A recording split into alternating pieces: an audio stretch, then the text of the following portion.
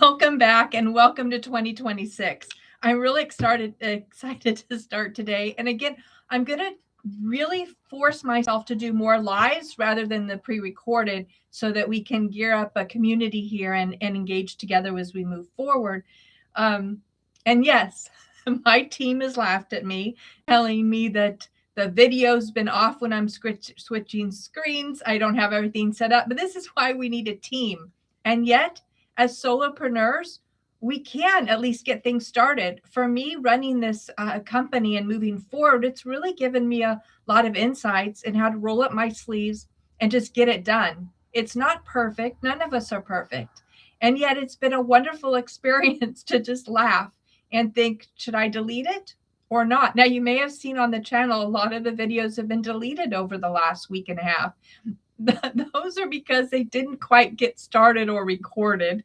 And that's just me figuring out YouTube Live again. So in the background here, you can see that I've dusted off Freedom. We're ready to go. Let's get this going. So I want to go ahead and open up more on a formal basis today. I want to say that the next 25 years is going to be unlike anything we've ever seen on this planet. And some might even say that the next 5 years is going to shift humanity completely. So the next 25 years is really a human question. So let me ask you something. When was the last time you sat in complete silence? I don't mean in front of a computer or scrolling on your screen. I think they call it death scrolling. Even in the privacy of the restroom, a walk around the block. When were you just in complete silence? In sales training, I learned the term going to the beach. We were at the beach, so that's literally where I went. I would just sit and listen to the waves. However, not everybody has a beach. The concept is going to a comfortable, quiet place where you can really think about who you are and what you desire in your life. So again, the question is, when was the last time you sat in complete silence and asked yourself where all of this is actually going? Not necessarily your career in this case, and not your next post, not even your next upgrade. But I mean us, humanity. Because if you zoom out and really zoom out, you start to see a pattern. Let's step back a little bit. In the 1700s, power was physical. It was muscle, land, muscle. Who could build? Who could fight? Who could survive the cold? In the 1800s, power shifted. Steam, factories, railroads. The machine didn't just extend humanity's ability, it recorded society's actual speed. In the 1900s, and when we say 1900s, we often think this was a long time ago. Well, for many of us, we were born after the 1900s. For me, 1900s was most of my life. In the 1900s, power became electric, light, radio, television, weapons, capable of ending civilizations. The game had changed. Information moved faster than any army ever could. Then came the 2000s. The internet, the smartphone, the quiet moment when we stop to ask, who actually controls the tools? Who's controlling the puppets? And start asking, where's the Wi-Fi? And now, here we are, moving through 2025, standing on the edge of something we don't even know yet. We don't have a name for what's coming after 2025. Artificial intelligence, autonomous systems, robots, drones, algorithms that know what you want before you even know it. We're told this is progress. But here's the uncomfortable question. Progress towards what? Because something strange is happening. A single person with a phone, no badge, no budget, no institution, can investigate corruption, track moments, expose inconsistencies, and connect dots faster than an entire agency once could. Think Nick Shirley. We've seen it happen. Independent researchers, citizen journalists, people with nothing but curiosity and a Wi-Fi signal. Think James O'Keefe. When he goes deep undercover, he parts his hair on the other side. And yet, at this time, we're told entire governments can't find missing money. They can't track billions in public funds. They can't explain how entire programs disappear into thin air. We're told it's complicated. Oh, it's just too complex. And it takes time. Investigations take 2 to 3 years. But somehow the system always has time to monitor you in an instant, live, real time, to collect your data. Think flock systems on all of our streetlights across the United States. Again, collecting your data, tracking your movement, and profiling your behavior to predict your choices, to make life easier for you. So which is it? Are we living in the most advanced technological era in human history, or are we expected to believe that accountability simply just stopped working? This is where the conversation gets uncomfortable.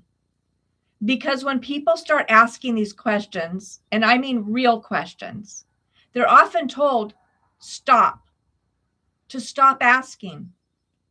They're labeled dramatic, conspiratorial, divisive, and think Kanye, delusional.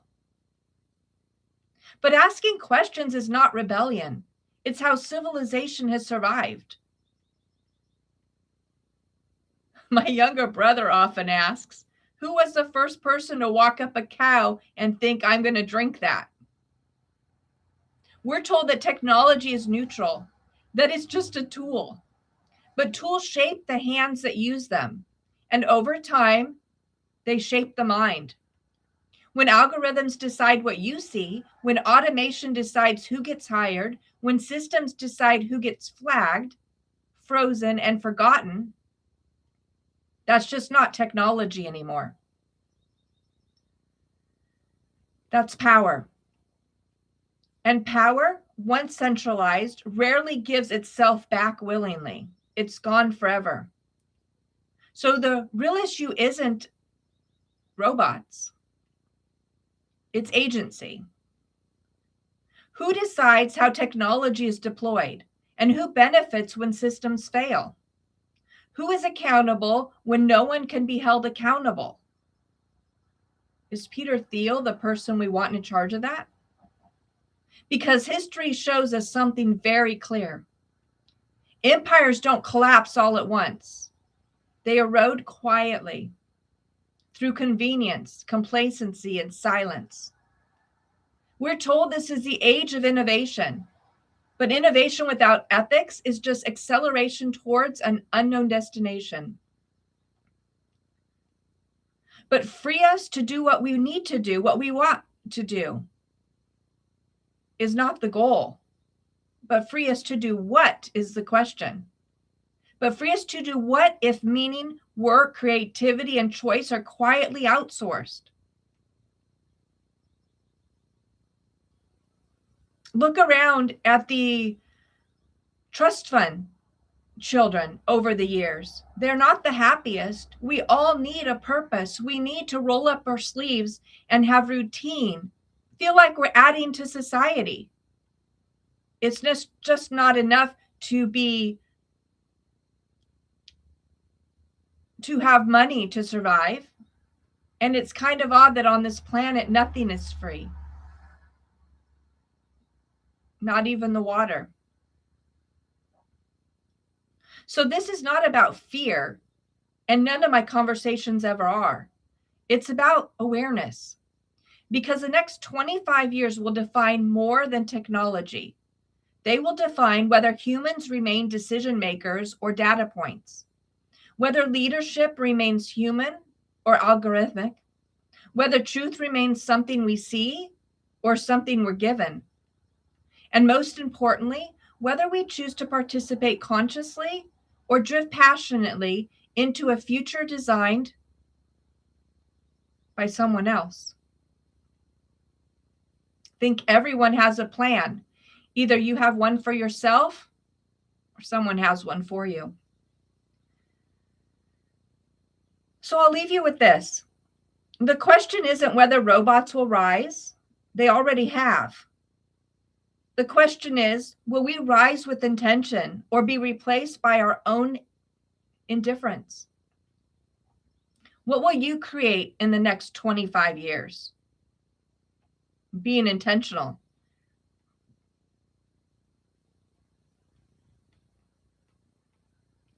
So I wanted to start with that, having us look intentionally at the next 25 years.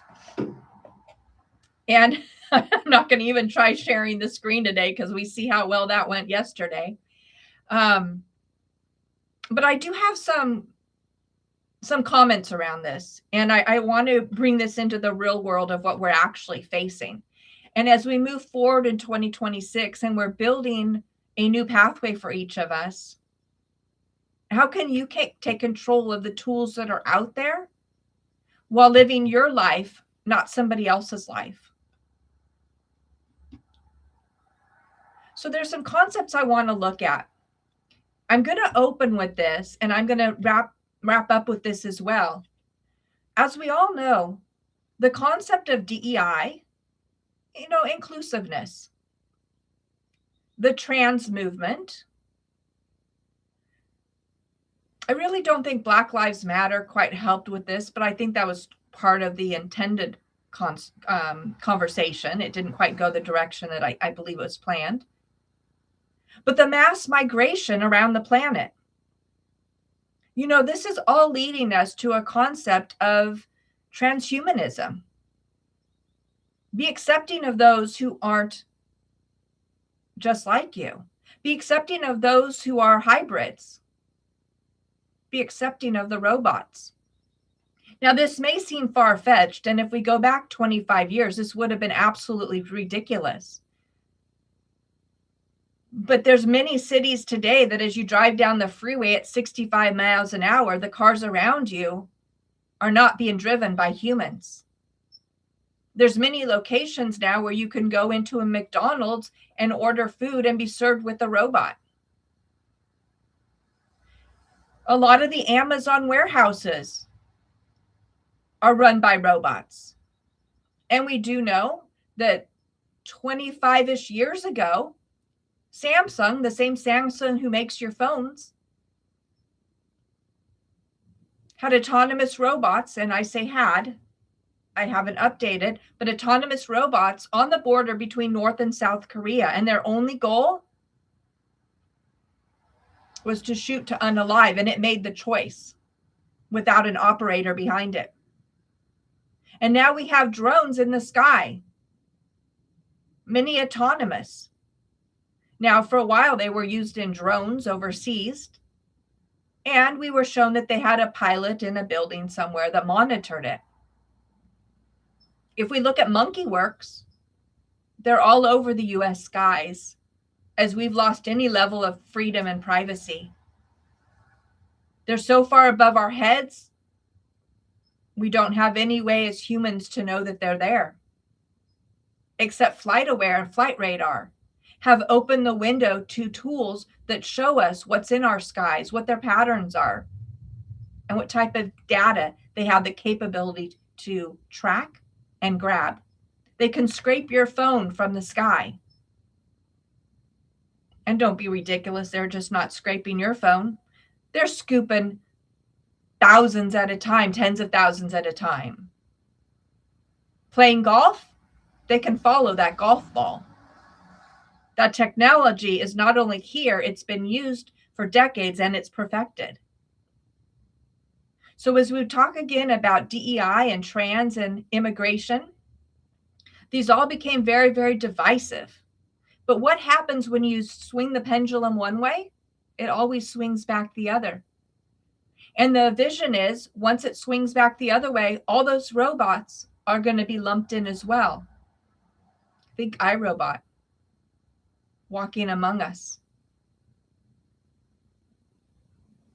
Now, we have been introduced to technology very simple to Tom Cruise's technology of Minority Report.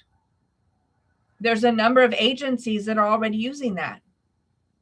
Yet they can't even get accurate research or data or investigations done. How are they going to rely on a Minority Report concept? Well, it doesn't matter to them, but it should matter to you. So last night was New Year's Eve. We saw a new concept in New York City where they had a different style ball. I'm sure there's some symbolism into that. But it dropped and it was pulled back up again, ready to drop for the 250th celebration of this country in July. A massive celebration of the absolute impact the United States of America has had on this planet. Some better, some worse. But for the most part, it's the only experiment on the planet that has this long of a run. And I believe it's due to two main factors, and I'd love to know comments on this. I believe because it's predominantly a Judeo-Christian culture that holds God above itself. God is built into the fabric of this country. Our Constitution, our forefathers, our institutions were originally built using the Bible to teach people how to read. These core concepts are not forgotten, as many would like you to say. They're very much alive. And I would say I hear more about God and Jesus in the last 5 years than I had the last several decades before that. And that's reaffirmed my faith as well. As we were told to give up all rights, many of us stood firm.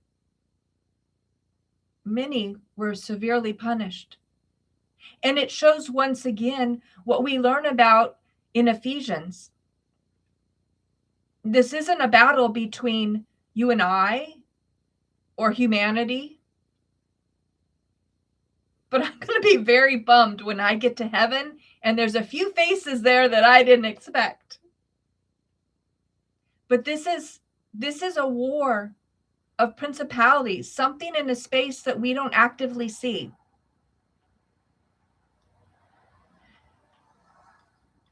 And yet we still need to be responsible for our actions, our choices, and what we're creating. Now, I wanted to talk about a few stories that are in the news right now and carrying over in today. First thing, when I check the news feeds, here we go again. It's a different book. And yet that first page carries over from last year. Does anybody really think that the autistic man is responsible? Well, the government doesn't either. They've hired 3 prosecutors who have a history of voting the other way. They're refusing a preliminary trial, and they're just moving on into reasons why they don't want to release this man back into the environment that he not only is used to, but absolutely needs for survival with his grandmother. Well, this isn't any different than what we saw this concept tied to of the J6ers. I don't know in my lifetime that I've ever seen anything as disgusting as what I saw come out of that administration. and the attacks on individuals and the tracking. It didn't matter about information. And for many, it didn't even matter that pardons were given. But lives were destroyed. Those individuals will never be the same. As we talked about PTSD yesterday, this is severe. Somebody has done something right their whole life and stood up for this country and just wanted to see that people's voices were being heard. And they lost freedom for 2, 3, 4 years. People don't come out right after that. Yet the press doesn't come on the side of any of them. So I do say a prayer for this autistic child. Yes, he's a young man. But isn't it interesting, just 2 months before that, several news outlets came out with the gait of the individual, not investigators, but journalists, that they had studied the individual, they had gathered the data, they'd researched this for years, and finally identified the individual who happened to be a female, who happened to work for the Capitol Police and then got promoted into a CIA job. And yet now we have the extreme opposite in order to lock away what I feel is an innocent soul. This needs to stop. Now, what about the war we see in MAGA? We see a lot of individuals who decided, I'm not doing Congress anymore. I'm done. The threats are real. You stand up against the deep state, your family is on the line. We've noticed changes in Trump. Well, there are a lot of changes. One, after the issue with his ear, anybody would shift. And although there's many that would like you to believe that he's being blackmailed, I've never gotten that indication. I think he's being threatened. And I think worse than that, his children are being threatened. And I actually believe, without evidence, that Charlie was not the target. I believe one of Trump's children probably was. And somehow a deal was made. And I think that's disgusting on so many levels. But my point here isn't to go down that track. It's I believe that Trump is being manipulated. And that's not far stretched, but I think it's on a deeper level than what we actually understand. So we have Megyn Kelly, Mark Levin, we have Jones, Rubin and Shapiro, all the key, I guess we could call them usual suspects. On one level or another, absolutely attacking one another. It's like this big web of a family tree, and now's the time to rip each other apart. Tucker is in there. And many of it's around Candace. Candace may not be right. Candace may not be the purveyor of truth. But you know what? Candace is bold enough to go in front of Congress and ask the deep questions. Candace is willing to step out there and look around the world and say, wait a minute, this isn't right. The concept of going after the individuals in France is really, I don't think anybody cares one way or another. Put on the pants or the skirt, it doesn't matter. But it's a bigger problem. This lie and manipulation has seeped through this culture. It's manipulating our children. It's beyond gaslighting. It's actual physical manipulation and looking the other way when people are harmed. And the MK terminology flows in there as well. So as we move forward, yesterday there was an individual that I saw, so it might have been the day before, and I believe the name was Matt. And what he did is he showed us the pay-to-play scheme.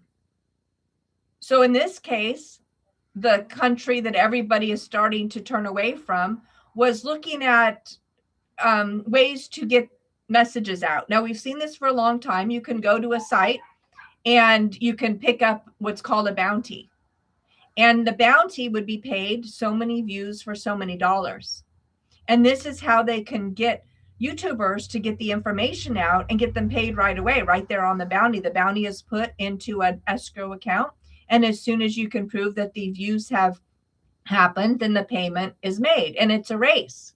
This is why we saw so many movements out of third world countries. It's high dollar for them. It's worth it to set up a bank of, the number's always 400 iPhones and VPNs. But what if you're a creator here that you already have that following? Well, as we've seen, many have gotten caught. It's always the same keywords, maybe a same photo, same images being spread, all about the same time. And it doesn't quite make sense. But that's okay. They pocketed their $7,000 or $50,000 or whatever the bounty allowed for the amount of views that they got. It's not organic. It's another form of manipulation. And individuals that you think that you've been able to watch over the years are starting to accept this. Now let's talk again about Nick Shirley. Nick Shirley held up a camera, had some data that was researched by his peer, David, a new peer, right? Just met them recently. And they went door to door to validate the data. The data came from the state websites, Minnesota state websites. So they assumed it to be valid, but they wanted to walk out and see for themselves, which is what these agencies are required to do. But they chose not to. But what's very interesting is CNN's article. CNN came out, and rather than saying this is disgusting, the fraud is off the hook, it needs to be stopped, or anything in favor of any of the reporting that Nick Shirley has done, they in fact doubted him, questioned him. At one point, they even said he was so wrong because as they were there, a whole stream of children went into the facility. So the video was slowed down, and by stream, we counted 2 children, older children, not necessarily paying customers. They could have been family members. But this was recorded on December 16th when parents would have been working and children would have needed daycare.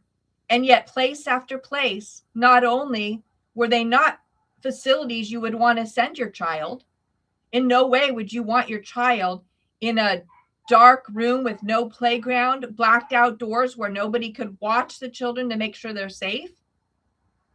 And quite honestly, as Homan, we haven't heard his name in a while, has talked about the hundreds of thousands of missing children, why aren't they cross-referencing here? Because they know there were never any children here. This is a different scam and a different fraud. Different group of people that were after the money. The child trafficking is a different issue altogether. So the CNN reporter falsely reports that there's now a stream of kids, meaning 2.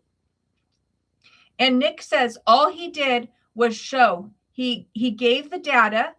He showed videos. It's up to you as the individual to analyze it and come up with your own conclusions. So CNN cut him off. CNN didn't support that. So CNN said that they went ahead and called several, we don't know how many several is, of these centers, and one called them back. Oh, responded was the word. But what does that even mean? Just because somebody responds doesn't mean it's a valid response and be considered a non-response. However, if one called back, that's phenomenal. We saw George, who's really hitting it out of the park since he's got his YouTube channel back. George live screened a call to a daycare center. It happened to be one that was clearly American, with somebody who clearly had English as their primary language answer the phone, who answered his questions directly, offered information, offered details, ask brilliant questions to see how his child might fit in. That's how you run a business. Shutting the door and yelling at people to leave and closing your face and calling police to have people removed, having phone numbers that are never answered, no business cards and no brochures. How is it that CNN can even look the other way on this? The whole system needs to be taken down. And those who are involved in the crime, in my mind, don't need to be just sent back to their country. They need to have all the assets stripped, repatriated back to our taxpayers, and spend time in prison. Prison here is better than their country. But even prison for a short period of time is a taste of a penalty. And then send them back to their country. This isn't the way we behave in somebody else's home. And it's not the way we should behave when we invite guests into our home. This is not the world that we want to live in. So as we brought in 2026 and we're moving over, we need to step back into our own shoes. We need to stand our ground. It is time to look at the economic outlook. 2026 stocks, metals, and crypto. We have an understanding that at some point there's going to be a reset of our stock market. The dollar is falling. We saw the last couple of days, the valuation of the Iran monetary system has sunk so low that the government has chosen to attack individuals, citizens on the streets. Somehow it's their fault. The silence isn't going to happen anymore. The people of Iran that were forced to leave 40 to 50 years ago, I think 46 years ago, 47 years ago, have been fighting in this country for freedom silently for all those years. They go to Congress annually. They meet in Congress globally saying, stop funding our corrupt government. We want to go home. And yet countries, even like the United States, continue to fund these false regimes. People want to go home. At some point, we need to stop meddling, which was the cutoff of the USAID system. Stop shoveling our taxpayers' tax money overseas. And I guess it wasn't as noticeable when it was just a little bit out of the paycheck. At one point, somebody said that you would work until May just to pay your taxes. I told you a few years ago, it was a final blow for me when I paid more money in taxes than I actually earned that year, and by quite a bit. At some point, there's no survival anymore. There's no more picking pockets because there aren't even pockets, more or less anything in the pockets. So as we look into 2026, we really want to gear ourselves up. Make sure that you've talking to investors, that you understand where the market is going. We understand that metals are going to continue to skyrocket. Crypto is still on its way up, but highly manipulated. And stocks are going to have a jump down. But I think it's an opportunity to ride up even higher. When those markets go down, grab on and catch a sale. Now, of course, I don't offer any investment advice. I just tell you to get everything aligned in 2026. We're going to move through every facet of your life. We're going to look at health and fitness, your will, trust. We're going to look at everything to get your life in order, a full life mastery, if you want to call it. I'm going to teach you how to use AI, tools beyond just the basic ChatGPT, to help make your life easier. You're going to have less need to pay for other resources because you'll be able to create it on your own. In just a matter of an hour or two, you can spin up a full app that 100% supports any fitness or health needs. There's so much out there for you. We just need to open the doors so that you can be connected with the opportunities. And as you're connected with the opportunities, you look around and this space is not filled. You're going to find solutions that are so important to you that you'll find very helpful to other people's. And you know what? That's a business opportunity. We've created a whole course on how to get, not just how to use AI to win government contracts. This is an exciting path. There's so much opportunity there and need for individuals like yourself to help reshape our government. Now, what we want to be careful moving forward into 2026 is we've already seen this morning with CNN, and I'm just picking on them because they're the ones that came up in my feed, so they paid the most to get there, I guess. Operation Mockingbird is real. And under Obama, the right to manipulate and give propaganda to U.S. citizens on U.S. soil was approved. Not to say anybody evil needed an approval. But this was a secret program of the United States CIA agency to influence journalists and manipulate media coverage. Now, we talked about a couple, I'd say days ago, but it was into last week, about the different agencies that paid independent journalists, gave them grants overseas.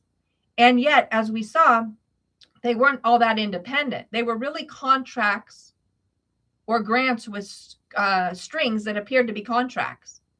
They would meet with the agencies that gave them. They were told who they could hire and who they could not hire. And they were told what information they need to feed out. And the stats were off the hook.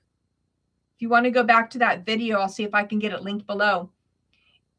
It shows the amount of individuals that were jailed because of false claims made up and perpetuated via the media. Because we know that our government and intelligence agencies, they investigate. But they have to have a lead. They have to have a baseline. And if they can get information laundered through some sort of a journalist as an information source, then all of a sudden it has to be true. They point to that as a point of truth, even though they paid to create it. Where have we heard that before? Russia, Russia, Russia. So Operation Mockingbird is very real outside the United States and inside the United States. All this is primarily for inside manipulation of its citizens to get to its goal. This is not what we're allowing anymore. You can create your own app to stream through and choose news sources that you're excited about, that you have faith in. Now, of course, Ian Carroll has come out with just a phenomenal tool that we're so excited to be able to test on our own. It's the web. I think it is the WEBB. I don't think it's open release yet. As of last night, I believe he's still testing it and looking for journalists to test it. But it's the true use of an AI tool. Type in a few keywords, and it will not only look through the Epstein documents, which what is originally created for, with precise accuracy. He used it for the investigation that Candace is doing. With just a few keywords, he can pull up the exact YouTube video that referenced what he's looking for, and there might be 5 or 6, so he'll pull up all of them. And then below that, it'll give links as references, a source of truth. And then you can click on let's say there's a YouTube link to the exact point in that YouTube video where that conversation was being had. Shout out to Ian Carroll. This is absolutely phenomenal what is being created. So I want to welcome you. I did a post yesterday for New Year's, and it's a way to career proof. It's a career to become AI proof in 2026. HR is not going away. And we know many of the tech companies even have stated they cannot rely on HR being run by AI. Get yourself involved in an HR position and HR training to understand employment engagement and well-being. That's a people skill. Strong communication skills, talent development and training, conflict resolution and mediation. And although diversity, inclusion, and equity is put in there, It's really about expertise. What was the switch from DEI to MEI? Merit, intelligence, and excellence, I think, are the words that we're moving towards. We flipped the page already. And this is human-centered leadership that we're focusing on. This is just one example of on Monday what we're going to be running with. So go ahead and you know, if you want to follow us, like, subscribe. Soon we're going to have a portal so we can feed information to you if you so desire. But this is what we're launching. As soon as my team comes back in the office, we're going to do this as a team and get everything that we've created out there for you to be able to take charge of your life as well. Charlie Kirk was literally a turning point, a wake-up call for so many of us. And that conversation is not going to go away until the truth comes out. But along the periphery, a lot of individuals have gotten caught up in the, well, when the lights go on, the cockroaches scatter. And what we've seen is there were a lot more cockroaches in the kitchen than we thought. And not all of them were involved in the one area that we were looking at. And so that's going to continue into 2026. And I guarantee that conversation's not going to stop until the laundry's hung out to be clean again. So again, I said I would wrap up with this. The DEI, the trans, the immigration, it's all about transhumanism. Making sure that you are welcoming hybrid humans and iRobot types into your home, into your classrooms, to be with your children. This is not the path that we desire. When the pendulum swings the other way, you better stand strong to know that this is a human world. So in closing, I'd like to say the next 25 years, just look around. In 1700, power was muscle. In 1800, power was steam. In 1900, power was electricity. And in the 2000s, power became data. And now, in 2025, power is control of information, behavior, and automation. We are standing at the edge of a future where robots don't just build cars. They don't just move your stuff in an Amazon warehouse. They monitor our homes, predict our decisions, and quietly replace our independence with convenience. We were told technology would free us, but freedom requires choice, and choice requires transparency. Those terms of service have got to go. So here's the question no one wants to ask out loud. Are we building tools that serve humanity or systems that quietly replace us? Because something just doesn't add up. In an age where a single person with a phone can track down corruption, expose lies, and act as a digital detective, how is it that an entire government can claim no fraud here? How can a state like Minnesota lose track of billions in childcare funding, while everyday citizens can geolocate a stranger from a photo in minutes? Have you seen that on YouTube? It's absolutely incredible. You can give them a small glass of water on a table, and all of a sudden they can tell you where the restaurant is anywhere in the world based on the grain of the wood and a reflection in the glass. And yet the top intelligence companies want us to believe that there's nothing here, or they couldn't find anything. We don't believe the lies anymore. How does California vote against one thing, only to watch unelected systems override the will of the people again and again, while billions vanish into projects that never materialize?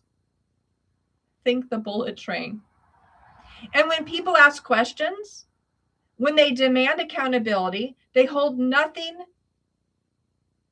They're told that nothing happened. Hey, nothing to see here, move along. It's not good enough anymore. That's not transparency. That's gaslighting at scale. We are told the future belongs to AI, automation, drones, and smart systems. But what happens when the system stops serving people and people start serving the systems? This is why we're focusing on human-centered leadership. What happens when efficiency replaces ethics, when speed replaces trust, when silence becomes the price of participation? This isn't about fear. This, again, is about awareness. Because the next 25 years won't be defined by machines alone. They'll be defined by whatever humans choose to stay human. So the real question isn't what technology will create. The real question is, what will you create in the next 25 years? And who will you decide to allow to decide for you? If not you, then who?